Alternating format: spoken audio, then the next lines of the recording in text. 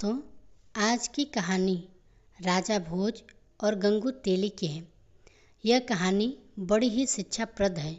मुझे पूरा विश्वास है कि आपको यह कहानी बहुत ही पसंद आएगी। दोस्तों, यह कहानी कर्मों के फल पर आधारित है। तो चलिए कहानी को शुरू करते हैं। यदि कहानी आप लोगों को अच्छी लगे तो वीडियो को एक लाइक करके चैनल को सब्सक्राइब करने की कृपा करना। दोस्तों, राजा भोज एक न्यायप्रिय राजा थे। वह अपनी प्रजा को पुत्र जैसा स्नेह करते थे। उनके दरबार में अनेक विद्वान लोग रहते थे। राजा बहुत ही चापलूस और चाटुकार लोगों के हमेशा दूर रहते थे।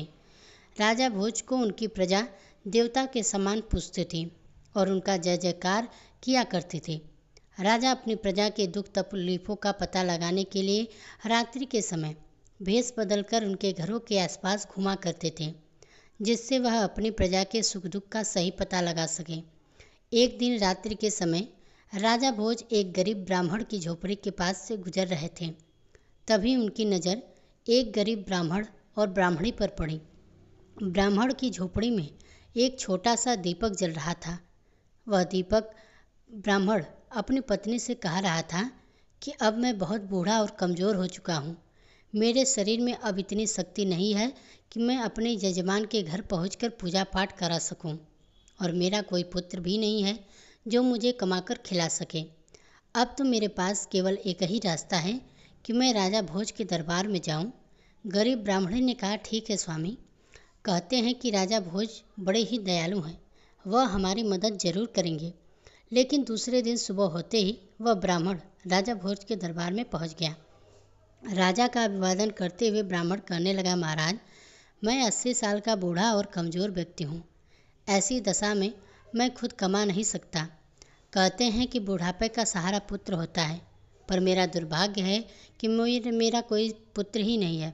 अब ऐसी स्थिति में राजन, मुझे 2 वक्त की रोटी भी मिलना मुश्किल है। राजा भोज ने उस ब्राह्मण की गरीबी का पता रात्रि में ही लगा लिया था। इसलिए राजा भोज ने 100 सोने और चांदी के सिक्के उस ब्राह्मण को दे दिए। ब्राह्मण के पास अब इतना धन आ चुका था कि वह सुखपूर्वक अपना जीवन व्यतीत कर सकता था। ब्राह्मण खुशी खुशी घर पहुंचा और वह रुपए एक लकड़ी के संदूक में रख दिया। किंतु रात्रि में एक विचित्र घटना घटी। सुबह जब वह ब्राह्मण संदूक खोला तो उसके सारे रुपए गायब थे। ब्राह्मण सोच में पड़ गया कि उसके घर के दरवाजे सुबह तक बंद थे, कोई व्यक्ति घर के अंदर आया ही नहीं, तो रुपये कहाँ चले गए। वह ब्राह्मण व्याकुल होकर दूसरी सुबह राजा भोज के दरबार में पहुंच गया और रात का साला वृत्तांत राजा को कह सुनाया। दूसरी बार भी राजा ने उसे 100 सोने चांदी के सिक्के दिए। ब्राह्मण बहुत ही खुश हुआ और अब ब्राह्मण ने उन रुपयों से अपना नया मकान बनवा सकता था, किंतु होने को तो कुछ और ही मंजूर था। ब्राह्मण रात्रि को गहरी नींद में सोया था। उसने स्वप्न में देखा कि राजा भोज उससे कह रहे हैं कि ब्राह्मण देवता, राज्य पर बहुत बड़ा संकट आ गया है, इसलिए मैं वह रुपए लेने आया हूँ जो मैंने सुबह तुम्हें दिए थे। ब्राह्मण ने खुशी खुशी वह रुपए राजा को लौटा दिए। जब सुबह हुई तो ब्राह्मण ने देखा कि आज भी संदूक से वह रुपए गायब थे। ब्राह्मण के कुछ समझ नहीं आ रहा था कि स्वप्न में लौटाए गए रुपए सचमुच कैसे गायब हो गए। वह गरीब ब्राह्मण सुबह राजा भोज के दरबार में पुनः पहुंचा और रात्रि का सारा वृत्तांत राजा के सम्मुख कह दिया। राजा घोर आश्चर्य में पड़ गया, वह चकित था। राजा ने अपने कोषाध्यक्ष को आदेश दिया कि 100 सोने और चांदी के सिक्के ब्राह्मण को दिए जाएं। राजा की आज्ञा का पालन करते हुए ब्राह्मण खुशी खुशी घर पहुंचा। लेकिन राजा भोज ने निश्चय कर लिया था कि आज रात्रि खुद ब्राह्मण की कुटिया के पास पहुंचकर सब कुछ अपनी आंखों से देखेगा। रात्रि में राजा जब ब्राह्मण की कुटिया के पास पहुंचा तो रात्रि के तीसरे पहर की घटना देखकर राजा हैरान था। राजा ने देखा कि बिल्कुल उसी शक्ल का सूरत वाला व्यक्ति ब्राह्मण के कुटिया में पहुंचकर वह रुपये वापस मांग रहा था। राजा भोज ने जब यह देखा तो राजा से रहा न गया। राजा अपने उस हमशक्ल व्यक्ति के पास पहुंचकर कहने लगे कि महाशय, आप कौन हैं जो इस गरीब ब्राह्मण को दुखी कर रहे हैं? आप राजा नहीं हैं। राजा तो मैं हूँ। आप इस तरह से क्यों इस ब्राह्मण को दुखी कर रहे हैं और मुझे बदनाम कर रहे हैं? राजा के उस हमशक्ल वाले राजा ने कहा, राजन, आप नहीं जानते, यह निधा ब्राह्मण अपने किए गए कर्मों का फल भोग रहा है। इस ब्राह्मण के रुपए या तो गायब हो जाएंगे या इसका बनाया मकान गिर जाएगा। यह इन पैसों का उपयोग नहीं कर पाएगा क्योंकि सुख इसके भाग्य में है ही नहीं। राजन, हर व्यक्ति को उसके किए गए पूर्व कर्मों का फल मिलता है। इस ब्राह्मण की निर्धनता इसके पूर्व में किए गए कर्मों के कारण ही मिली है। राजा भोज ने कहा, इसमें कोई संशय नहीं है महाराज, लेकिन मैं आपसे विनती करता हूँ कि इसे कोई दंड न दे। इसकी करने का दंड मैं भुगतने के लिए तैयार हूँ। राजा ने बहुत अनन्य विनय की। तब राजा का वह हमशक्ल कहने लगा, राजन, होने का दंड तो सबको मिलता है। मनुष्य कर्मों और भाग्य का गुलाम है। तुम्हें भी अपने पूर्व में किए गए कर्मों का फल भोगना ही पड़ेगा। इससे कोई नहीं बच सकता। इस दुनिया में सबको प्रकृति से लड़ना पड़ता है। यह प्रकृति ही सबको अच्छा और बुरा अवसर प्रदान करती है। कर्मों का खेल बड़ा ही विचित्र है। यह कहकर वह राजा का हमशक्ल गायब हो गया। एक दिन राजा अपने सबसे तेज और ताकतवर घोड़े पर सवार होकर जंगल में शिकार खेलने निकल गया। राजा के साथ कुछ सिपाही भी थे। राजा सारा दिन शिकार की तलाश करते करते वह अपने राज्य के सीमा पर पहुंच गए। राजा के सिपाही पीछे ही छूट गए। तभी उस घोड़े ने एक ऊंची पहाड़ी से छलांग लगा दिया। राजा भोज लहू न घोड़े होकर घोड़े से गिरकर मूर्छित हो गए। उनका मुकुट भी गिर गया। राजा भोज को जब होश आया तो उन्होंने देखा कि वह पड़ोसी राजा के सिपाहियों के कब्जे में। सिपाहियों ने पूछा कि तुम कौन हो, यहाँ कैसे है? राजा की जुबान बंद हो गई थी। राजा ने कोई उत्तर ही नहीं दिया। इस पर सिपाहियों ने राजा को हमलावर शत्रु समझकर मारा पीटा और घायल करके नगर के बाहर सुनसान जगह पर फेंक दिया। तभी उसी राज्य का रहने वाला गंगू तेली उधर से गुजर रहा था। उसकी नज़र राजा पर पड़ी। वह घायल राजा को उठाकर अपने घर ले गया, क्योंकि राजा के भाग्य की विखंडना ही राजा को गंगू तेली के घर पहुंचा दिया। गंगू तेली राजा की मरहम पट्टी करके राजा को स्वस्थ कर दिया। राजा को जब होश आया तो राजा ने अपने जीवनदाता को देखा, लेकिन राजा तो बेजुबान हो चुका था। गंगू तेली राजा को देखते ही समझ गया वह कोई कुलीन व्यक्ति है जो भाग्य का मारा है, इसलिए इसे शत्रु समझकर पीटा गया है। कुछ दिन बाद राजा भोज पूर्ण स्वरूप से स्वस्थ हो गए, लेकिन राजा भोज यह नहीं जानते थे कि सत्यता जानने पर इस राज्य का राजा उन्हें शत्रु समझकर कैद में डाल देगा। इसलिए राजा बहुत चुप रहे।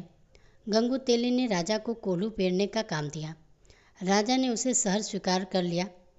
रेंगते हुए खुद राजा के साथ गंगू तेली बैल बनता था, किंतु हीरा तो कोयले के बीच भी चमकता है और चिंगारी घोर अंधेरे में भी चमकती हुई दिखाई देती है। गंगू तेली ने राजा के विशाल बाहें, चौड़ी छाती, चमकता हुआ मस्तक देखकर अनुमान लगाया कि यह उसका दास जो है वह सीधा कोई साधारण व्यक्ति नहीं है। राजा भोज को अपने जीवनदाता का कर्ज चुकाना था, इसलिए पूर्ण स्वस्थ हो जाने पर भी राजा ने अपना भेद नहीं खोला। एक दिन राजा स्वभाववश कोई एक गीत गुनगुना रहे थे तो वहाँ तेल के लिए आए हुए ग्रामीणों ने राजा का गीत सुना। राजा की मधुर आवाज़ सबके मन में भा गई। फिर जब राजा कोई गीत गाता तो गंगू तेली के साथ सभी गीत का आनंद लेते। उस देश का राजा भी संगीत का बहुत ही बड़ा प्रेमी था। उसकी राजकुमारी भी संगीत की शिक्षा ले रही थी। उस राज्य के दरबार में गायकी और नृत्य हुआ करते थे और गाने वालों को उचित इनाम भी दिया जाता था। उस राज्य के दरबार में संगीत का विशाल आयोजन था। सबसे अच्छे संगीत को चुना गया था। किसी तरह से गंगू तेली ने अपने दास राजा भोज को तैयार किया और नियत समय पर राजा भोज को अपने स्वामी गंगू तेली के साथ उस दरबार में पहुँचे। राजा भोज उस साधारण वस्त्रों में थे, लेकिन उनके शरीर में एक ओज चमक रहा था। दरबार में चारों तरफ हर्ष उल्लास था। बड़े बड़े गायकों ने अपना अपना गाना सुनाया, परंतु राजा की बेटी वसुंधरा अभी भी श्रेष्ठ गायक की तलाश में थी। अंत में कोने में बैठे हुए गंगू तेली ने राजा भोज की तरफ संगीत के लिए इशारा किया। राजा भोज ने खड़े होते ही चारों तरफ हाथ जोड़कर अभिवादन करके मंच की तरफ चल दिए। राजा भोज ने गंगू तेली की नौकर के रूप में अपना परिचय दिया और बीड़ा उठाकर गाना शुरू किया। दरबार में बैठे हुए सभी लोग मंत्रमुग्ध हो गए। चारों तरफ वाह वाह वाह की आवाज़ें आने लगीं। राजकुमारी चिल्लाते हुए कहने लगी, महान गायक, श्रेष्ठ गायक। पहली बार खुली सभा में राजकुमारी को इस तरह चिल्लाना राजा और दरबारियों को बड़ा ही अजीब लगा। राजकुमारी पर जैसे संगीत का जादू ही छा गया था।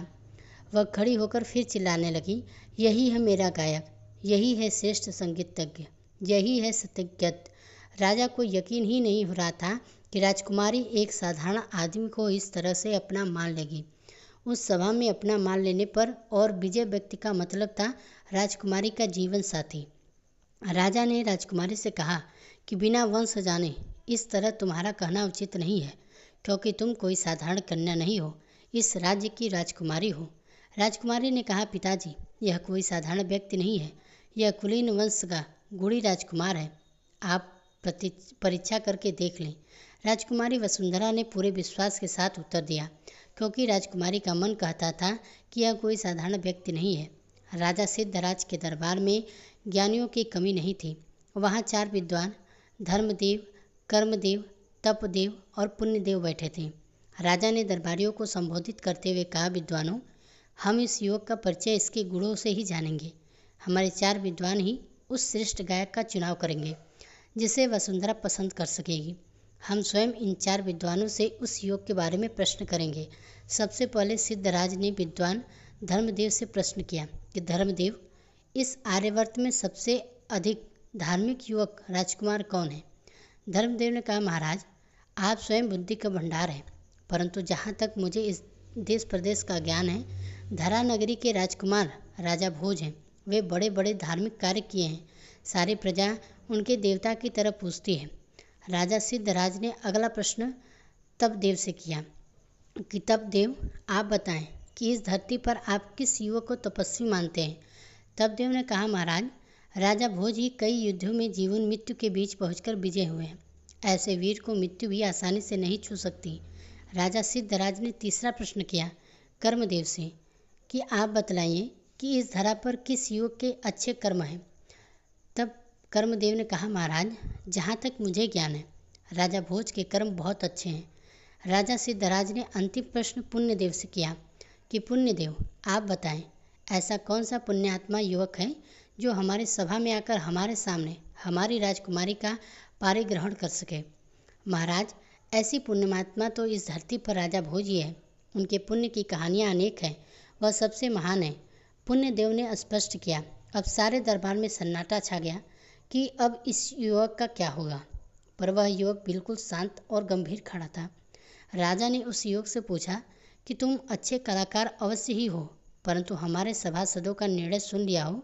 हमारी बेटी ने जाने अनजाने कैसे अचानक दरबार में ये अभद्रता क्यों कर डाली? हमारी बेटी केवल राजकुमार भोज के ही अनुकूल है।